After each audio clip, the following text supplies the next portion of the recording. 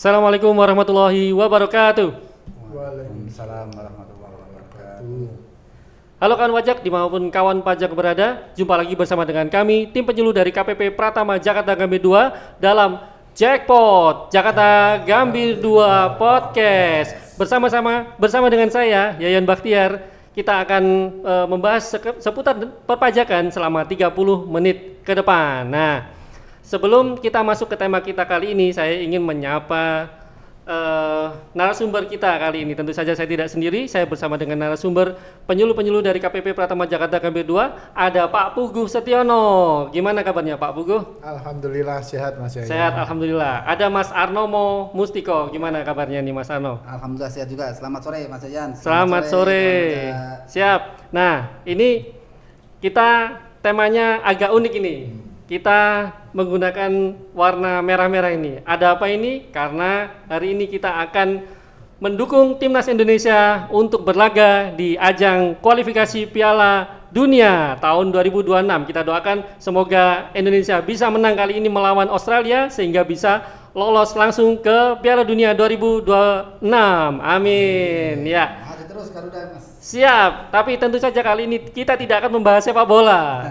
Tentu saja kita akan membahas tentang perpajakan. Oke. Nah, apa tema kita kali ini? Tema kita kali ini tidak jauh-jauh dengan bulan Maret. Nah, ada apa dengan bulan Maret ini? Bulan Maret identik dengan SPT tahunan, ya kan? Betul. Tapi kita tentu saja tidak akan membahas SPT tahunan orang pribadi. Kenapa? Karena ya sudah banyak yang membahas tentang SPT tahunan orang pribadi dan kita akan membahas tentang SPT tahunan PPH Badan. Oke. Nah, pertama-tama marilah kita panjatkan puja dan puji syukur kehadirat Allah Subhanahu wa taala karena pada kesempatan kali ini kita masih diberikan kesehatan, kita masih diberikan kesempatan untuk bisa berkumpul, untuk bisa beraktivitas dan juga tidak lupa kita doakan kepada saudara kita, sanak saudara kita, famili kita atau teman kita yang sedang sakit hari ini, kita doakan semoga segera diberikan kesembuhan oleh Allah Subhanahu wa taala. Amin ya rabbal alamin. Nah, tema kita hari ini adalah SPT tahunan PPH Badan ya. Ya, sebagaimana kita ketahui bahwa jatuh tempo ya pelaporan SPT tahunan PPH Badan itu adalah 30 April tahun 2025 untuk yang SPT tahunan 2024 ya.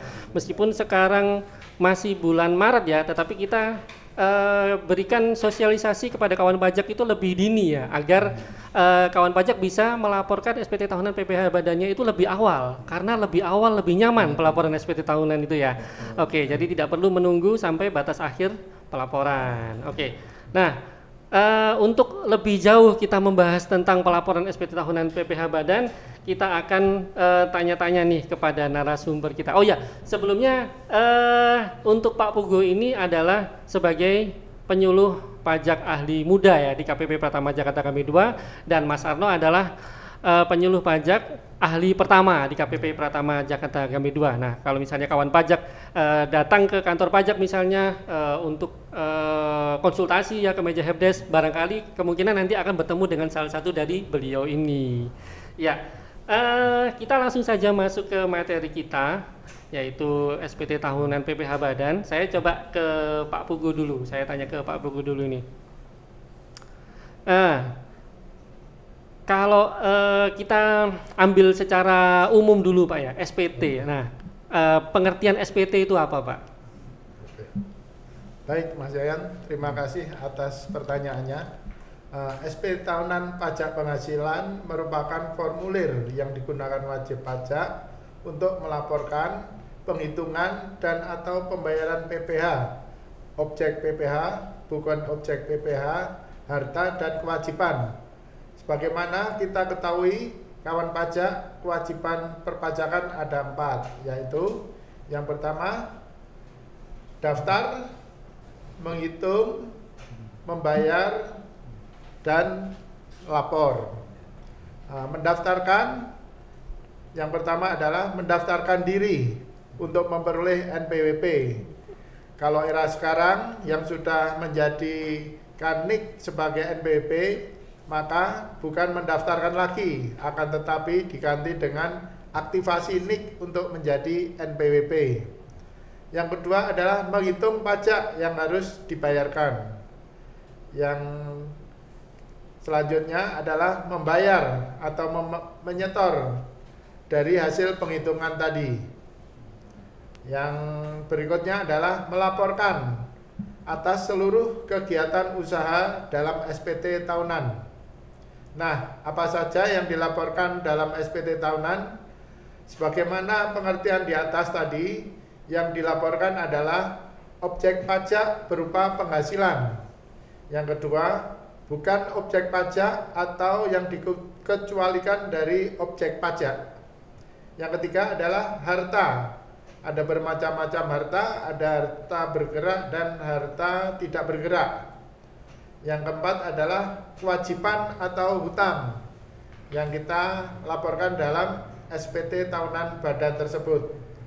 Jadi tidak hanya penghasilan atau objek pajak penghasilan saja yang dilaporkan, melainkan hal-hal lainnya tadi juga wajib dilaporkan dalam SPT tahunan PPH badan. Demikian Mas Yayan. Baik, jadi yang dilaporkan itu tidak hanya penghasilan saja Pak ya. Betul. Jadi selain penghasilan juga ada misal diterima yang bukan penghasilan, yang Ya, selain betul. objek itu ya. Kemudian Ya. juga harta Betul. dan juga betul aktiva dan juga hutang ya kalau misalnya ada hutang Pak ya. Kewajiban. Baik. Oke. Nah, untuk pelaporan SPT sendiri Pak, SPT tahunan PPH badan ya di sini ya. Nah, ini pelaporannya itu ada berapa jalur ini Pak? Ya. Baik, terima kasih Mas Yayan. Pada prinsipnya untuk pelaporan SPT tahunan itu ada dua jalan, yaitu secara manual dan secara online. Namun ada ketentuannya, tidak bisa asal memilih manual atau online. Pelaporan SPT tahunan manual hanya diperuntukkan bagi wajib pajak badan non PKP yang belum pernah melaporkan SPT secara online. SPT manual ini bisa disampaikan langsung ke KPP terdaftar atau bisa juga dikirimkan melalui pos atau jasa ekspedisi ke KPP wajib pajak terdaftar. Jadi bagi yang sudah pernah lapor SPT secara online, tidak bisa lagi melaporkan SPT-nya secara manual. Yang kedua adalah pelaporan SPT tahunan PPH badan secara online. Ini diperuntukkan bagi seluruh wajib pajak badan yang berstatus PKP atau wajib pajak badan non PKP yang sudah pernah melaporkan SPT-nya secara online. Jadi jika sudah pernah lapor online, maka seterusnya harus lapor secara online. Untuk itu SPT tahunan PPH badan, sarana pelaporan online adalah melalui e-form, bisa juga melalui PJAP dari pihak ketiga. Sedangkan e-form yang disediakan oleh DJP tidak dipungut biaya. Keunggulan lainnya adalah bisa diisi secara offline, bisa untuk semua operating system, baik itu Windows maupun OS, Linux, dan lain-lain. Dan bisa dilaporkan kapan saja, 24 jam. Kenapa bisa dioperasikan di hampir semua operating system? Karena aplikasi e-form berbasis PDF yang bisa dibuka, menginstal aplikasi Adobe Reader yang bisa didapatkan di semua platform. Namun tidak bisa dibuka melalui mobile phone atau tablet. Dan juga perlu disampaikan bahwa aplikasi e-form di tahun 2024 ini adalah aplikasi e-form yang terakhir. Yang kawan pajak sebelumnya, tahun depan akan nanti beralih menjadi aplikasi Cortex. Demikian Mas Yair. Oh iya, jadi ada dua pelaporan Pak ya, bisa Betul. manual, datang ke KPP, atau dikirim via pos ekspedisi, atau melalui yang kedua online Pak ya, Online, online betul. itu melalui e-form itu E-form. tadi ya, atau bisa juga melalui PJAP ya tadi Pak ya, Ya, cuman kalau ya, PJAP betul, kan harus bayar ya, ada Betul. rata-rata berbayar, sedangkan kalau e-form PDF yang disediakan oleh DJP ini gratis ya. Selain gratis, bisa laporannya juga 24 jam itu tadi ya, bisa untuk multi platform ya, bisa di Windows, Mac OS seperti itu ya. Oke, itu tadi. Nah, kita coba membahas yang teknis ya, teknis terkait dengan teknis pelaporan SPT tahunan PPh Badan ini. Nah, saya beralih ke Mas Arno nih. Oh iya. Nah, untuk perhitungan nih, perhitungan pajak berdasarkan omset itu gimana Mas? Bisa lebih dijelaskan Mas? Iya baik, kawan pajak menghitung merupakan salah satu kewajiban tadi yang disebutkan Pak Puguh ya. Betul, salah satunya. Ya. Untuk jenis dari tata cara penghitungan kalau berdasarkan omset ya ini bisa kita sebutkan dua ya Mas Yayan ya. Yaitu pertama atas omset atau peredaran usaha, peredaran bruto yang dimiliki oleh kawan pajak, dalam hal ini wajib pajak badan, adalah omset sampai dengan 4,8 miliar, dan yang kedua adalah wajib pajak badan yang mempunyai omset lebih dari 4,8 miliar dalam 1 tahun ya. Nah, untuk yang sampai dengan 4,8 miliar ini nanti juga terbagi dua lagi Mas Yayan. Nah, yang pertama apabila wajib pajak badan itu termasuk kriteria wajib pajak UMKM ya. Saat ini diatur di PP 55 tahun 2022 ya. Ya. Bagi yang wajib pajak UMKM ini maka nanti akan dikenakan tarif sebesar 0,5% dari peredaran bruto atau omset per bulannya ya. Nah, untuk kemudian jangka waktunya bagi wajib pajak badan untuk memiliki fasilitas UMKM ini ada jangka waktunya ya, yaitu maksimal untuk CV 3 tahun ya, firma, PT 3 tahun, CV 4 tahun ya. PT itu 3 tahun ya, dan juga untuk firma ini juga 4 tahun ya. Nah, penghitungan yang kedua selain UMKM yang di bawah 4,8 atau sampai dengan 4,8 ini adalah tarif umum Mas Yayan. Tarif umum pasal 17 ya. Yaitu akan dikenakan sesuai dengan ketentuan pasal 17 Undang-Undang PPh yang saat ini besarnya adalah 22% ya. Nah, untuk wajib pajak yang mempunyai omset sampai dengan 4,8 miliar ini atas tarif tadi kemudian mendapat fasilitas yaitu pengurangan ya? 50%. Sehingga tarif efektifnya menjadi 11%. Oh, jadi di diskon itu tadi ya, tarifnya yang 22%, di diskon 50%, jadi tarifnya tinggal 11% untuk yang omset di bawah 4,8 miliar yang memilih tarif umum ya. Oke, siap. Tarif ini kemudian dikalikan dengan besarnya penghasilan neto komersial ya, karena kita sudah menggunakan pembukuan. Fiskal Mas ya? Betul, fiskal ya, yang sudah ada koreksinya, baik koreksi positif maupun koreksi negatif ya, jika ada. Itu tadi yang penghasilan bruto sampai dengan 4,8 miliar ya. Nah, untuk yang kedua, ini ada penghitungan untuk wajib pajak badan yang memiliki omset lebih dari 4,8 miliar ya. Ini terbagi dua juga Mas ya. Ya. Atas omset 4,8 miliar sampai dengan 50 miliar dalam setahun, ini ada proporsi pembagian tarifnya ya. Sebagian akan dikenakan 11% karena mendapat fasilitas, yang sebagian lagi secara proporsional itu akan mendapatkan tarif 22%. Selanjutnya yang kedua, ini atas peredaran usaha yang melebihi 4,8 miliar bagi wajib pajak badan yang memang omsetnya melebihi 50 miliar dalam setahun, praktis nanti penghasilan neto komersialnya, penghasilan neto fiskalnya itu akan dikalikan tarif penuh 22%. Berarti nggak ada diskon ya Mas ya? Tidak ada, iya. Tidak ada fasilitas. Tidak ada fasilitas ya. Nah, itulah mungkin jenis-jenis tarif ataupun cara penghitungan berdasarkan omset Mas ya. Siap seperti itu. Oke. Nah, yang berikutnya terkait dengan pelaporan SPT tahunan ini Mas. Pelaporan SPT tahunan itu seperti yang kita tahu itu ada lampiran yang disyaratkan. Nah, Betul, itu apa saja ini lampiran yang disyaratkan untuk pelaporan SPT tahunan agar nanti kawan pajak kalau misalnya lapor SPT tahunan bisa menyiapkan apa-apa saja lampiran yang harus dilampirkan di SPT-nya seperti itu. Ya. Iya, betul Mas Ayan. Ini mungkin sedikit catatan kawan pajak bahwasanya untuk formulir e-form itu jelas nanti formulirnya untuk formulir pokok baku itu sudah ada ya, template-nya sudah ada. Nah, yang mungkin kita maksudkan ini adalah lampiran-lampiran yang sesuai ketentuan memang harus dipersiapkan tersendiri ya. Misalkan nanti setelah kita susun kemudian ikut kita upload ya.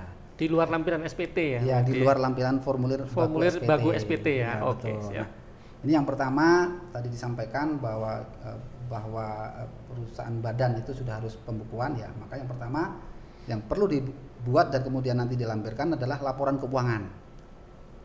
Baik itu neraca maupun laba rugi. Untuk semua wajib pajak badan, untuk Mas semua ya? wajib pajak badan. Termasuk ya. yang UMKM tadi ya di bawah 4,8 ya? Termasuk UMKM atau bahkan yang mungkin karena dalam tahun tersebut belum memiliki usaha, belum memiliki kegiatan. Belum ada kegiatan. Belum ada kegiatan. Tetap harus bikin laporan keuangan, Mas ya? Laporan keuangan. Siap. Ya, laba rugi dan neraca. Siap. Yang kedua, kemudian daftar susunan pengurus beserta juga daftar pemegang saham. Nah, ini juga dipersiapkan. Nah, ini nanti untuk daftar pengurus dan pemegang saham ini akan ada formulir isiannya ya.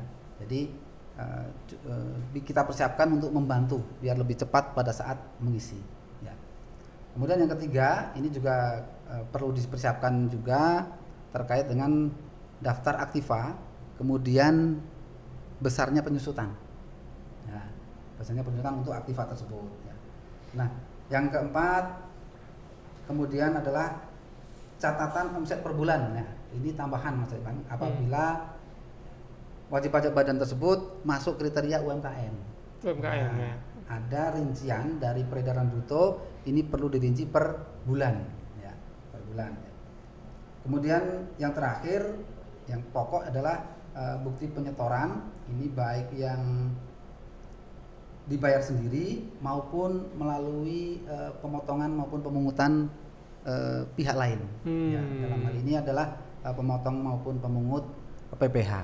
Ya. Ya. Itu secara garis besar Mas Yan. Nah, secara khusus mungkin nanti ada wajib pajak tertentu yang memang wajib juga melampirkan dikarenakan mempunyai transaksi tertentu ya. Misalkan yang bersangkutan ini dalam laporan keuangan terdapat biaya entertain ya, maka perlu melampirkan daftar nominatif dari biaya promosi serta daftar nominatif biaya entertainnya tadi ya. Siap. Ya. Juga kemudian apabila ada laporan keuangan dengan keterangan audit ya, maka laporan audit dari akuntan publiknya itu juga ikut dilampirkan. Wajib dilampirkan ya. Iya, Ya. gitu. Itu lampiran-lampiran mungkin nanti khusus ya, tersendiri. Ya. Juga ada laporan khusus lainnya, ini terkait dengan kriteria wajib pajak tertentu ya. Misalkan apabila ada dokumen khusus bagi wajib pajak bidang hulu minyak dan gas bumi, ya. Serta ada juga apabila wajib pajak ini mempunyai kompensasi kerugian, ya. Ini juga ada daftar kompensasi kerugiannya. Kemudian ada pernyataan transaksi dalam hubungan istimewa atau transaksi dengan penduduk yang memiliki kebijakan tax haven country. Ada juga daftar fasilitas penanaman modal, ini apabila WP memperoleh fasilitas penanaman modal. Nah, ini juga wajib. Kemudian ada daftar cabang utama dari perusahaan, nah, cabang-cabangnya ini perlu juga disampaikan laporannya. Perhitungan PPh pasal 26 ayat 4 ini khusus untuk badan usaha tetap. Bentuk usaha tetap ya, BUT ya. ya. Ya, mohon maaf. Kemudian transkrip kutipan elemen dari laporan keuangan serta daftar kredit pajak luar negeri. Oh. Ini daftar-daftar tambahan ya Mas Jajan. Tambahan ya. Ya, khusus apabila ada ya ini kemudian dilampirkan. Ya. Berarti itu tadi itu sifatnya khusus ya, tidak semua ya, tidak semua wajib pajak badan itu wajib melampirkan seperti itu. Jadi kita lihat terlebih dahulu jenis wajib pajak badan itu apa. Kalau misalnya dia bergerak di bidang minyak gas atau minyak bumi ya dan gas alam, maka wajib melampirkan yang itu tadi ya, dokumen khusus ya di bidang hulu minyak dan atau gas bumi itu tadi ya. Pun demikian hanya kalau misalnya ada di laporan keuangan itu dia mencantumkan biaya atau membebankan biaya promosi ya atau biaya entertainment, maka itu wajib melampirkan dafnomnya ya, daftar nominatifnya seperti itu ya. Oke. Nah, untuk selanjutnya teknis pelaporannya ini seperti apa Mas? Teknik pelaporan SPT tahunan melalui e-form ini. Baik, bisa sedikit dijelaskan gambaran ini ya, gambaran umumnya. Ini secara e-form tentu kemudian kita berpikirnya elektronik ya Mas. Elektronik. Tadi sudah disebutkan bahwa e-form ini bisa kita dapatkan dari akses DJP online ya. Pertama kita tentu akses ke DJP online. Di sana ada beberapa menu. Untuk kita memulai kita klik menu lapor Mas. Ya, kita klik menu lapor. Kemudian akan ada pilihan apakah kita akan memilih e-filing, e-form ya, atau upload gitu ya. Kita pilih yang e-form. Nah, kemudian kita pilih tahun pajak. Ya. Nah, kita perintahkan buat SPT ya Mas. Kita buat SPT ya. Buat SPT, kemudian kita isikan atau pilih tahun pajak. Kemudian untuk badan ini ada pilihan jenis mata uang rupiah. Ya. Kemudian status SPT ini untuk pertama kali akan terisi normal ya. Normal ya. Nah, kemudian selanjutnya akan ada perintah untuk pengiriman token. Nah, nanti kawan pajak ini tidak perlu dicentang ya. Ya, nggak perlu dicentang ya. Hanya kirim token. Hanya kirim token nggak perlu dicentang ya, berarti ya. Biarkan saja. Ya. Sehingga nanti ketika kita kemudian perintahkan unduh formulir, maka akan dihasilkan dua hal ya. Yang pertama form PDF yang nanti akan kita isi, yang kedua token yaitu kode unik yang akan terkirim ke email, akan kita gunakan dalam rangka mengirim pelaporan SPT e-form, mensubmit ya nanti itu ya setelah kita isi. Oh iya, setelah kita isi. Nah kemudian apabila sudah terunduh tadi ya, kita bisa menuju ke dokumen ataupun download file export ya. Yeah. Kita cari folder download untuk kemudian membuka form dari form yang sudah terunduh. Nah, kita sarankan ya, dalam rangka membuka ini kita klik kanan Mas ya. Klik kanan kemudian open with. Iya, open with Adobe Acrobat Reader DC ya. Kalau di perangkat yang sekarang Adobe Acrobat Reader-nya pun bawaan sudah umumnya support Mas ya. Karena apabila kita menggunakan mekanisme double klik atau klik gitu ya, ini kadang terbukanya ke browser ya. Ke browser ya. Tampilannya seperti file error gitu ya. Iya. Nanti kawan pajak menjadi ragu ini salah download atau bagaimana. Ya. Nah, setelah kita bisa membuka file PDF tadi yang akan tampil itu adalah halaman pengisian ya Mas Yan ya. Nah, dalam rangka pengisian tadi kita bisa lakukan secara offline ya. Dalam rangka mengisi SPT itu bisa dilakukan secara offline, dan semua bagian yang nanti berwarna putih itu bisa kita isi ya. Untuk bagian yang berwarna gelap yaitu semacam abu-abu atau kuning itu menandakan isian otomatis berasal dari pengisian bagian lain ya.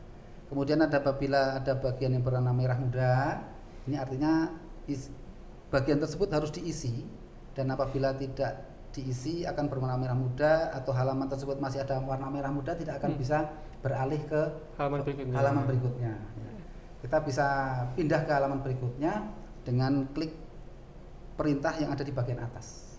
Nah, apabila semua sudah terisi dan kemudian file dari lampiran tadi sudah kita scan, kita persiapkan, kemudian kita upload, maka kita tinggal submit Mas Yan.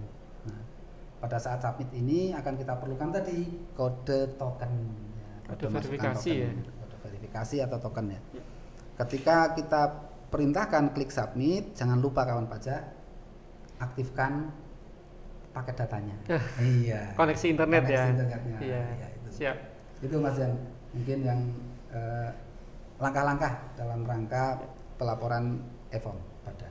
Ya, jadi itu tadi ya kawan pajak. Pengisian e-form itu tidak harus dilakukan secara online ya Mas Arno ya. Jadi bisa Ya. diisi secara offline kalau hanya mengisi saja. Mengisi saja. Diisi saja secara offline dan itu juga tidak harus langsung disubmit ya.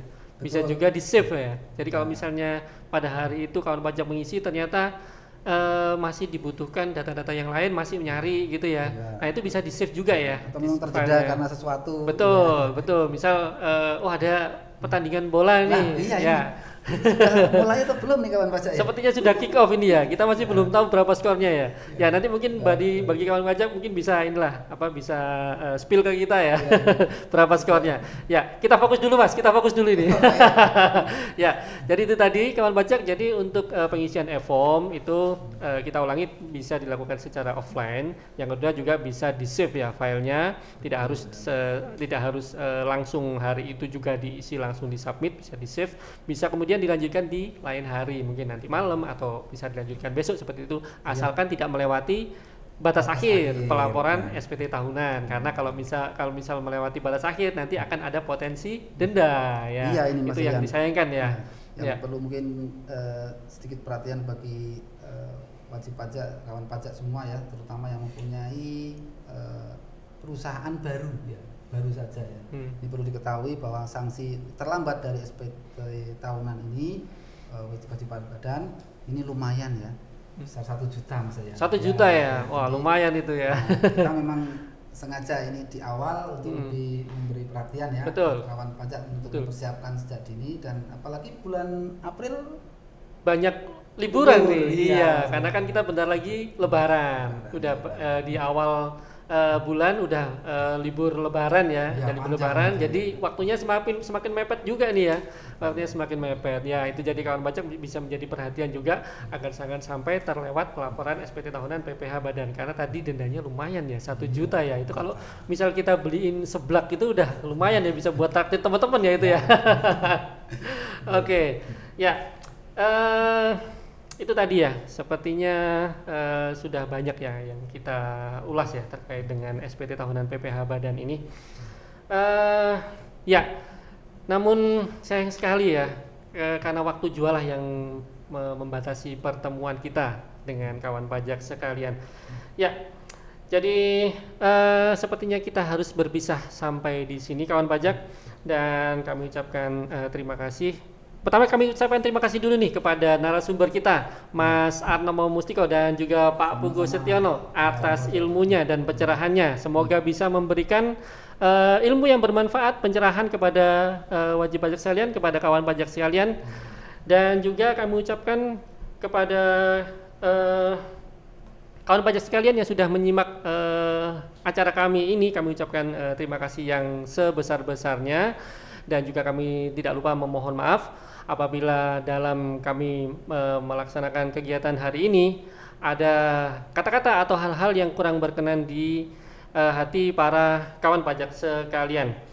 Dan juga perlu kami sampaikan bahwasanya apabila ada pertanyaan atau hal-hal lain yang masih ingin ditanyakan terkait dengan tema kita, materi kita hari ini, yaitu SPT tahunan PPh badan, atau terkait dengan hal-hal lainnya seputar perpajakan, kawan pajak bisa langsung saja datang ke helpdesk di KPP Pratama Jakarta Gambir 2 di Jalan Kiai Haji Hasyim Asyari nomor 6 sampai 12 Gambir, Jakarta Pusat. Atau bisa juga kawan pajak memanfaatkan layanan helpdesk tanpa tatap muka, yaitu bisa melalui telepon di 021 634 3438 atau 6434 atau 634 3840 ya. Saya ulangi, 021 634 3438 atau 634 3440. Atau bisa juga satu lagi, layanan helpdesk tanpa tatap muka melalui chat WhatsApp. Nah, ini bisa dimanfaatkan juga di nomor 0895 2558 3349. Kami ulangi 0895 2558 3349. Baik, kiranya itu yang bisa kami sampaikan. Ada satu lagi yang perlu kita sampaikan. Semua layanan di kantor pelayanan pajak Pratama Jakarta Gambir 2 gratis alias tidak dipungut biaya. Oke. Nah, sepertinya sudah selesai semua yang bisa kita sampaikan, atau mungkin ada tambahan mungkin dari Pak Pugu? Sudah cukup. Sudah cukup? Oke. Dari Mas Arno mungkin? Cukup juga, Mas. Sudah cukup? Oke, baik. Baiklah. Iya, ini sudah tidak sabar ya untuk nobar ya ini ya. Ya, baiklah kawan pajak sekalian, sepertinya sampai di sini perjumpaan kita kali ini. Saya Yayan Bakhtiar mewakili tim penyuluh yang bertugas pada sore hari ini. Kami pamit, kami mohon undur diri. Selalu jaga kesehatan, yang ini karena sudah mau masuk Lebaran ya. Bagi yang sudah siap-siap mudik, kami ucapkan selamat mudik, hati-hati di jalan, jaga kesehatan. Dan juga bagi yang mau nobar, silakan nobar. Kita sama-sama nobar, sama-sama berharap semoga Indonesia bisa menang ya Mas ya, menang dan bisa lolos ke Piala Dunia. Oke. Baik kawan pajak, kami akhiri sampai di sini. Akhir kata, wassalamualaikum warahmatullahi wabarakatuh. Waalaikumsalam warahmatullahi wabarakatuh.